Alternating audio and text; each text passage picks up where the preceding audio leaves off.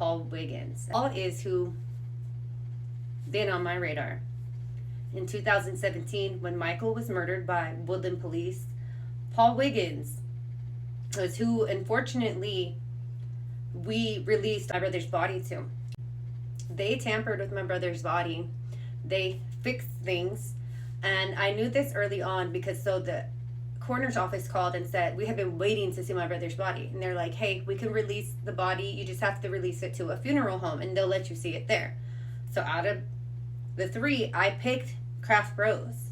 My mistake. Big mistake. I picked them. We're just excited, and it's fucked up to say we're excited to go see my brother's body, but we needed to because of the everything behind it, and because he was murdered by cops, and because we needed to see what happened to him. They had already claimed there was no damage or visible injuries to my brother's body, which was absolutely a lie. So during this time, I was vocal about the treatment from the funeral home, Kraft Bros.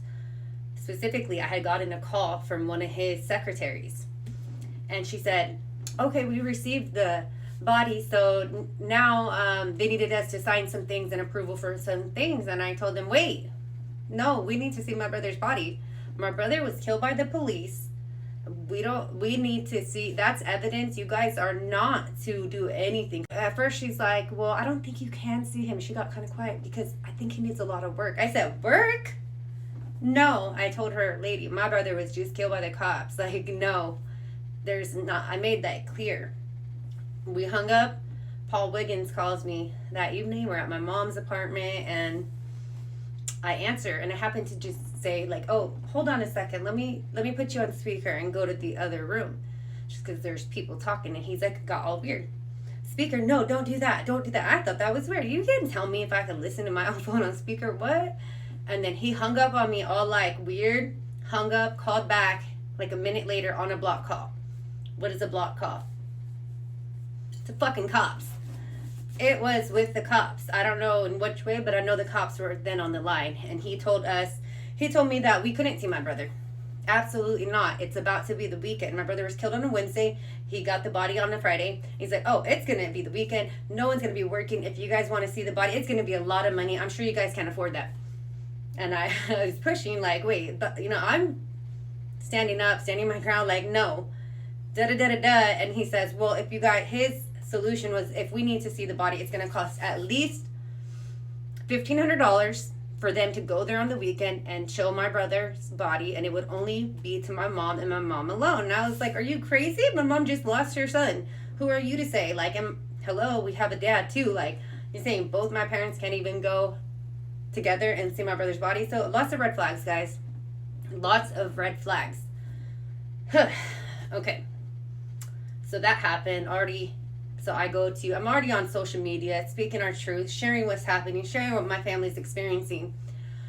Different stories, five different stories in the first 2 days. So I'm sharing that vocally, and then I take to Facebook and start sharing about Paul Wiggins and Kraft Bros.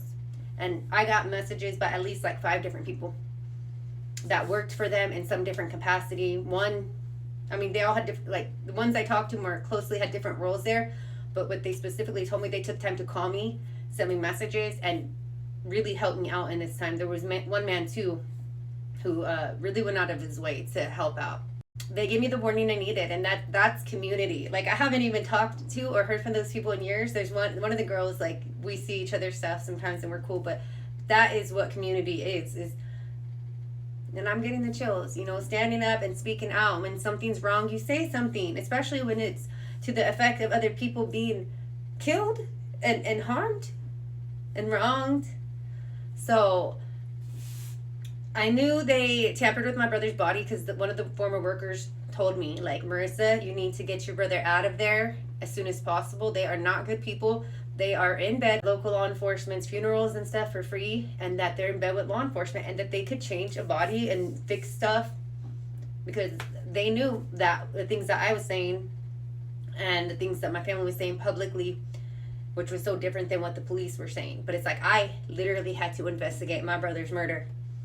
And like, on the day of my brother's murder, like, as a little sister, as a grieving sister, I had to go take all these steps. Like, man, it was crazy. I really had to put in work since that day. against cops' faces. Like, what? Like, no, you're lying. Like, what? Like, all this crazy stuff. I got threatened to be arrested that day. I walked down the way. I found where my brother was murdered at, which wasn't right by, it wasn't at his house, but it was 3/4 of a mile down. I walked down. I found everything. I found evidence. Yeah, it was crazy. So with those tips, I hopped on it, got him moved to Woodland Funeral Chapel. They treated us really good. They were kind. They were helpful. But the thing I will say about that place, once they did get my brother's body back, there was it was different. But he couldn't look us in the eyes. He looked down. He knew. He saw something. And we asked questions. Is this normal? Because we haven't seen dead people before. But obviously that's his job.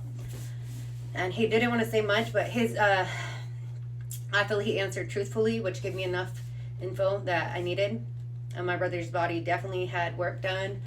I confirmed that some years later when I obtained the documents from the autopsy, including the photos. So it showed damages that were not visible when we saw him that day. And they had parts of his body wrapped up tightly. His head, there was something different about his head. And I specifically asked the director questions about that. And he confirmed what we thought.